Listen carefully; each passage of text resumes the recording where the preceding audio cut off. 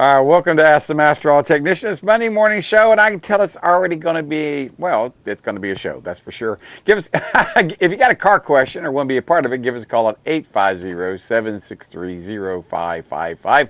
We're here every Monday through Friday from 6 to 6:30 answering car questions or just commenting and being a part of it. So give us a call. Anyway, I got Frank Sundrum calling. And Frank, you mentioned something about something we want to talk about today, and I cannot remember what the heck it was. What was it? It had to do with a mystifying problem with my ancient 1977 GMC motorhome's air conditioning. Okay. Well, tell me a little bit more about it. What's it doing you don't like? Well, when it blows cold, but then it stops for a while and blows warm, and then it blows cold again. And it keeps doing that, and when it's cold, it's very nice, but when it's blowing warm, it's not so nice. And in this heat and humidity, it gets kind of irritating. Okay, well, the questions I have to ask, when the car blows warm, I know when the car is blowing cold, the air compressor is engaged and it's on, but when the car blows warm, is the air compressor still engaged? I haven't dug down that deep. Now that is something that is worth looking at easily enough. Of course, I'm on the road then, and you might remember that this engine is buried underneath the cockpit of the motorhome, so it's a little bit tricky, but I imagine I could put a light down, a little indicator light to show when it's running. Now, this is the 1977 model, so I don't know if I have, let me see if I can find anything that deals with 1977 air conditioning system, because just about everything is everything on the internet. So let me go over here to 1977 General Motors AC system, GMAC system. Let's see what it says. If there's anything out there, AC cooling parts, 1977 Chevy parts, AC system web crawler. Well, here's the thing I need to know is what kind of system does it have on it? If I'm not mistaken, this system has a compressor. It has an expansion valve. Does the car have an expansion valve, or does it not have an expansion valve? I think it has an expansion valve, but the reference volume you really want to look on your library is look under I for insanity. Insanity? What, for owning a 1977 motorhome? That's insanity? Maybe so. Yes.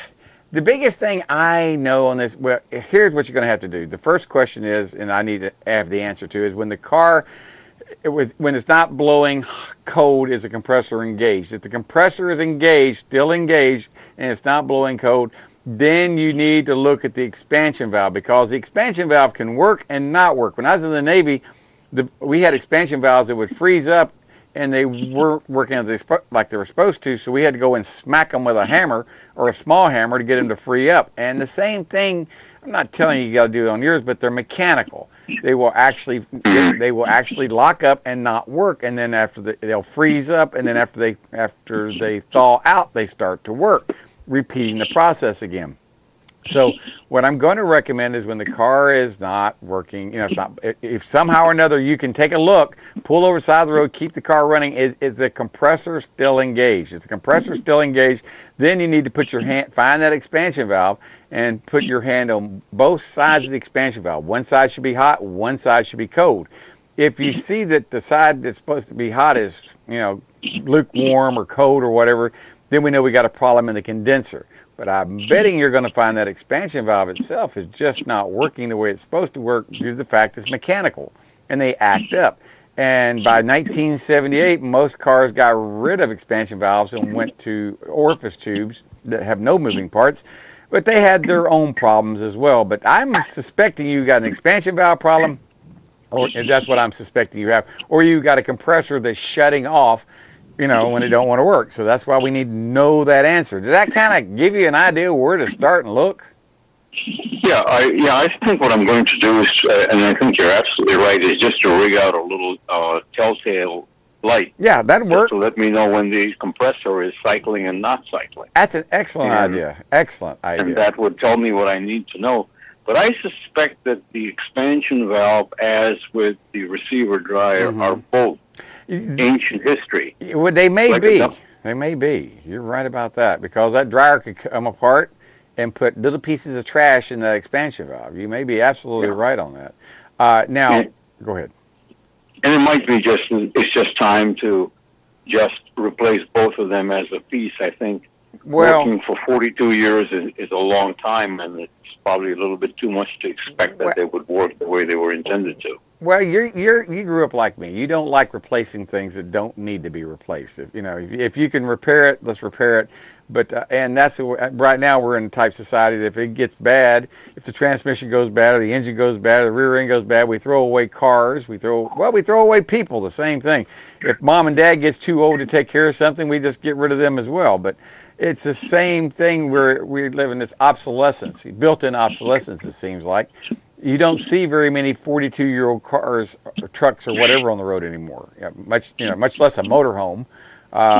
They just don't normally survive that long, Frank, before someone throws them away or they get in a wreck. But the technology has definitely changed over the years on air conditioning systems, and the air conditioning systems of today are nothing like the air conditioning systems of 1977. How many pounds does that unit of yours hold? 4 pounds, 5 pounds? Oh, no. It's about 2.2. All right, okay. All right. Not a lot. Well, today's cars, a motorhome or a van of about that size would hold less than a pound. That's how much more efficient they've gotten over the years. Instead of having 2 or 3 pounds of refrigerant, they only have less than a pound. It's quite common for a car to come in here with 14 or 15 ounces of refrigerant total. So that's how the systems have gotten more efficient. But if you're ever in town, Frank, with that motorhome of yours, just swing by here. It'll take me about 10 minutes to be able to give you an idea what I think is wrong just by putting my hands on different parts of the air conditioning system. I can see the temperature differential. What I'm looking for is make sure I don't have too much or too little in certain parts of the system, such as the condenser and the evaporator and the dryer. I want to make sure that dryer is not restricted. Those dryers, if they get restricted, one side will be hot going into it, the other side will be cool coming out. So, those are some things you can do as well. You can check those things out.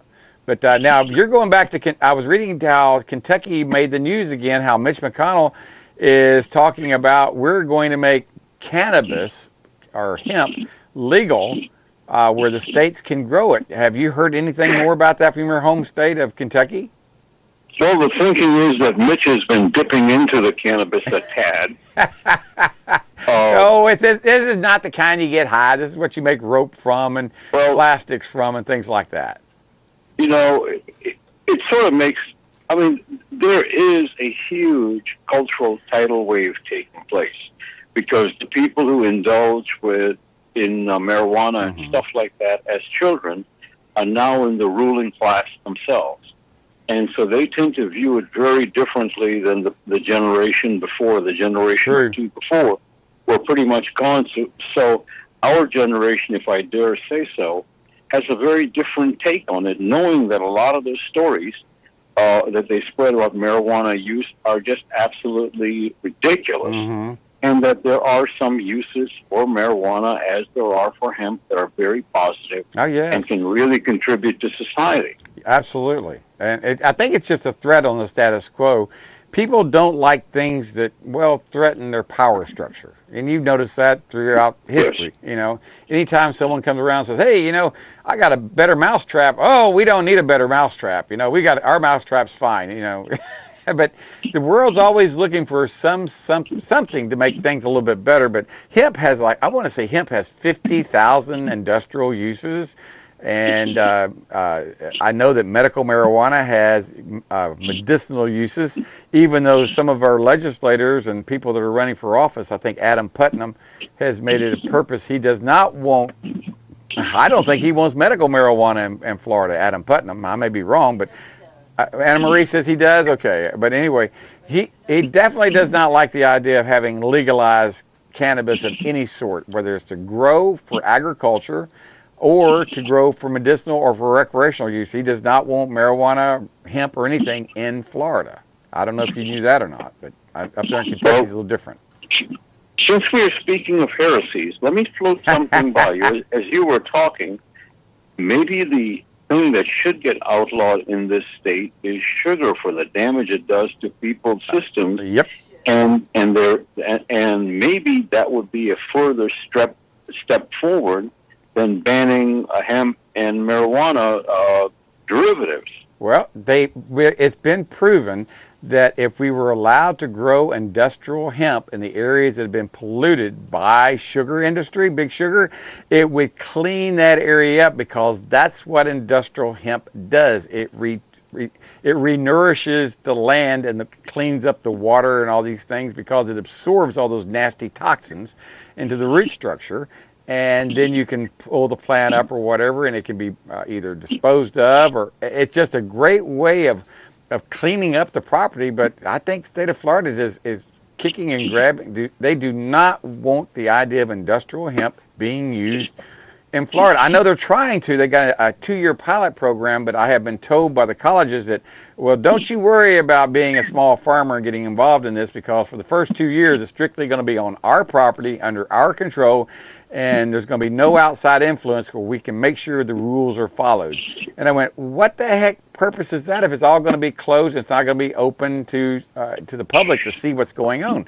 They're going to make sure it's under wraps. They do not want anyone realizing or observing what they're doing. And this is from University of Florida. They've told me that it's going to be an in-house program. And FAMU, who's told me the same thing, Florida Agriculture Mechanical University in Tallahassee, has said this is going to be an in-house program. Right now, it looks like it's not going to be allowed to any farmer to use. It's strictly going to be for the schools to do the program. And I went, okie dokie. So keep me in mind if you change y'all's mind. I'd love to be able to grow it and be able to harvest it and to sell it, because did you know how much money is involved? Farmers can make over $1,000 an acre selling CBD oil. I didn't know if you knew that or not, but it's pretty, and this is non-euphoric CBD oil. This is, you don't get high off of it. It's just a medicinal oil that really supposedly is something that can be beneficial to a lot of people. Well, there's a structural change happening in this country where the old pillars of our economy are slowly being re-examined. What is good? What is not good? And you have within that institution, you have the old pillars saying, no, don't touch my sugar, or don't touch my cotton, because with other things, because it's going to endanger it. If hemp comes in, hemp fabric comes in, of course, what leaves? Cotton, sugar, right. All those things. And you look in our case of our friend Adam Putnam, who is one of his biggest supporters? Sugar. Yeah, absolutely. So, you have to vote not only with your heart, you've got to vote with your head, and you've got to vote with your wallet. Absolutely. But you've also got to work with you vote with your countryside. What do you want the countryside to look like? What do you want the world to look like 20 years forward? And who's speaking for that? You're right. You're absolutely right, Frank. We need to start evaluating where we're going to be in 20 to 30 years. And some people are starting to look that way. They're starting to see that, well, we've talked about it before, about 2030, they're talking about being a lot less cars on the road, about 70 to 80% less cars on the road by 2030 than there is now. Not because there's going to be less fuel, because there's going to be less need. That's what they tell me, but I guess time will tell, will it not? Should. Indeed it will. We may have a generation of young people standing by the road with their thumbs out, waiting for Uber to come by because they refuse to buy cars. You may be right. On that note, I've got to go because I'm up against the clock, Frank. Frank, I really enjoyed talking to you. I hope to hear from you again this week. We'll talk some more. I've got Scott Hobbs calling for Mr. Reuter Plumbing in just a minute. We're going to get him on, and I'll talk to you later this week, Frank. All right, bye-bye, everybody. Summer is here and the days are getting longer and hotter. Call James Auto Center for a free cooling system evaluation and consultation. Give us a call, 850-763-0555 today. Part of what I'd like to let you know is what we do and how we work our system. Basically, we've got about 700 stocking dealers scattered around the 15 counties here in the Big Bend area of the state. I run a fleet of trucks, vans, and what we call hotshot vehicles to deliver to our dealers quickly so they can help service you as fast and efficiently as they can. Provide timely and efficient service, and we're there to take care of our dealers, who in turn can take care of their customers. If you want the best deal in town for tires, you need to call Baytown Tires at 873-8900. Hanson and the guys at Baytown Tires take pride in serving Panama City for over 20 years. Baytown Tires on Highway 98 in St. Andrews. All service work backed by a nationwide warranty. Water is too powerful to fight alone.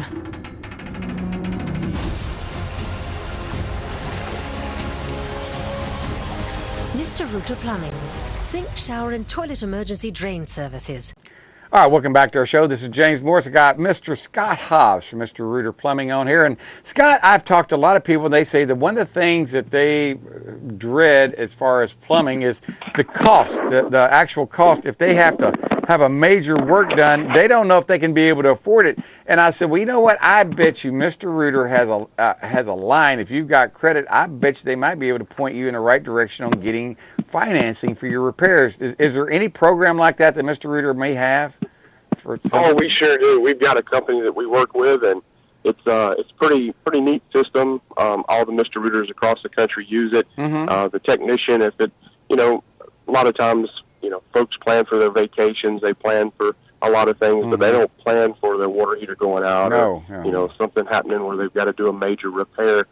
So we can right there on the on our cell phone, we can apply for their line of credit and get them approved, and then it's we go to work. Wow! Nothing stopping us then.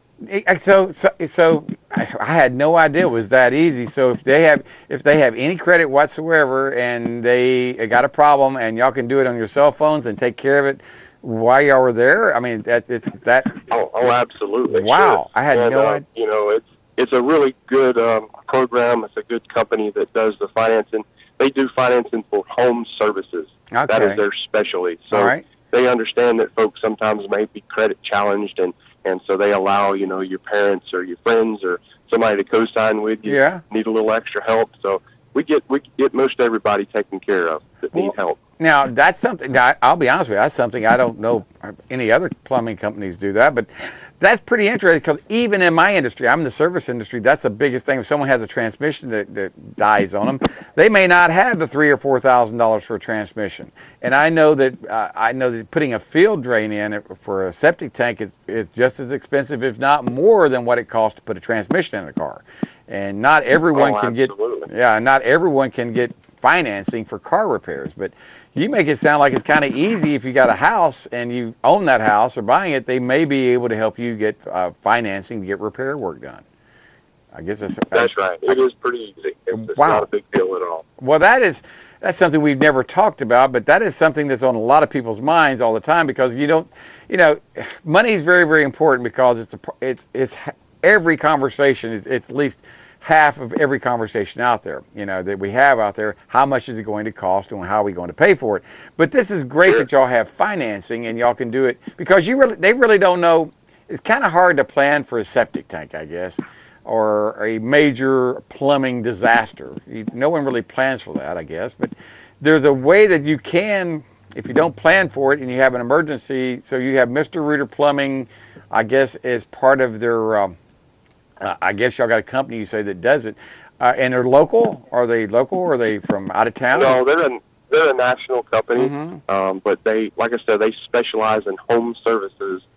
So they understand that when somebody has a water heater that goes out unexpectedly, or a drain line that needs to be replaced, or any major repair, we financed $1,000 for folks. Wow. Up to $10,000. So. We can get you out of trouble and get you repaired and get you back comfortable. Now, okay. Well, while I was out of town this weekend, I went to visit my kids. My wife had what did she have? The on-demand water heater, descaled. We do that every year, and I was amazed how I didn't think it made that big a difference until I turned the hot water on. the hot water gets hotter quicker. I had no idea. That's awesome. I had no idea just that 1 year of scale buildup, because before I had to count, it took 45 seconds for the water to get hot in the shower from where it was. Well, since they've had it done, and in about 25 seconds, it gets warm. And I went, man, they almost cut that in half, so it was probably at least a 1/16 inch of scale that was inside there that you just out of sight, out of mind, but at least we're taking care of it on a yearly basis. Because if we don't do that, if you leave it alone for a long time, you just tell people not to even try to do it because it's going to come apart. You don't even... Oh, absolutely. Yeah, if we go several years and they say, hey, I heard you on Jones Morris, I want to get descaled. And I said, well, when's the last time? And they said, well, we've never had it done. And I may encourage them to, let's just wait. Well, that's it does make a difference. It's just something that has to be done, and it's just preventative maintenance, like changing the oil in your car.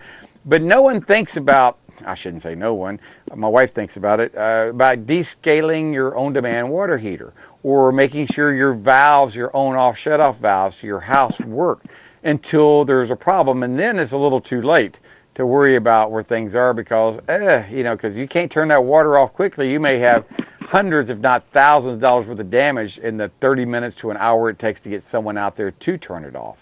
Oh, absolutely. And I know that you've talked about that before. What are some other hints you can give some people out there about their plumbing, preventive maintenance-wise? Well, you said it there, but to elaborate on it, your shut-off valves, you need to make sure they work. They need to be turned on and off so as to lubricate that stem, because that scale and that sediment will build up and crust up in there as well and start to eat away at the brass. And, there's times that we'll go and grab a shut-off valve that's, 20 years old and hasn't been touched in 20 years, and you turn it and it breaks, so it has to be replaced. That can be rather costly, but there's other ways of doing it. I mean, if the shut-off valve breaks, it can be repaired. They can shut it off, I guess.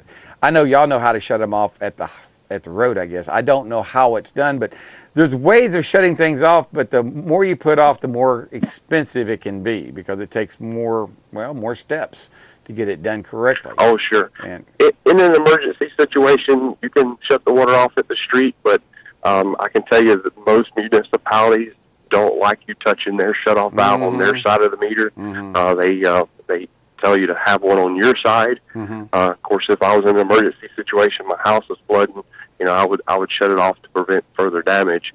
But it's always just a good policy to have one that you can get to and reach. You know that it's a working, you're confident that it works. Now, was it you or someone suggested not only do we have a shut-off valve at the meter, have where that line comes into the house, have a shut-off valve right where it comes into the house. That might be another secondary backup line to have just in case something breaks. I went, I don't know, not a bad idea, because I know I have one at my house where I just walk out my front door, there's a valve there underneath a cover in the ground, pop it, and I can cut my water off in 10 seconds. Just turn a valve. That's a great thing to have. Well, and if you're in the habit of turning it off when you leave to go out for any period of time as well. That's exactly when we go out of town if we go out of town on a Friday, not to be back till Sunday, I'm cutting the water off, because you told me that's usually when it happens, at night when no one's home on a Saturday. When the water pressure is... Right, that's exactly right. Yeah. But, you say that, we joke about it, but, water pressure builds up at night because there's not as much use. So the city has their pump set to provide a certain amount of pressure to make sure everybody has water volume and pressure during the peak use times. But at night, if they're not adjusting that for some reason, those pressures can increase dramatically. 100 pounds would not be unheard of then, would it? It would not be unheard of. 80, 90, 100 pounds, we see that in different places around the areas that we serve, and that is almost double what you need to run your plumbing system. That's what I was thinking. I was thinking around 45, 50 pounds, all you really needed to have at the most. But but if they run that pressure up there, that's usually when something's going to give. It's usually about 7 to 10 o'clock at night on a Saturday night when you're 500 miles away and your neighbors call, hey, there's water coming out of your bathroom window. you know you got right. you know you got problems. So, That's right. And I want to avoid that happening. And that's something that can be done. But a lot of people, like I said, we don't think about our water turning our water supply, being able to turn it off or on coming into the house, and much less we don't think about having those little valves at the bottom of the toilet or underneath the sink. I know mine. I think about half of mine work. I check them. Every time y'all come by and check them out, y'all keep reminding me, we need to fix that one. We need to fix that one. I went, yeah, I'm going to put that in my list of things that need to be done, because I sure have a lot of them. And it doesn't take long. It seems like if you don't use them in about 5 to 10 years, they freeze up. They can't. That's absolutely right. Yeah. Yeah, they don't last very long, it seems like. But we're working on it. The sediment and corrosion builds up in between those cracks and crevices, and, you know, water's a powerful thing. That it is. You know, when you need it, it's not there. And that's right. Water is a powerful thing. And now, y'all have a jetter truck. Now, someone was telling, what does that jetter truck do?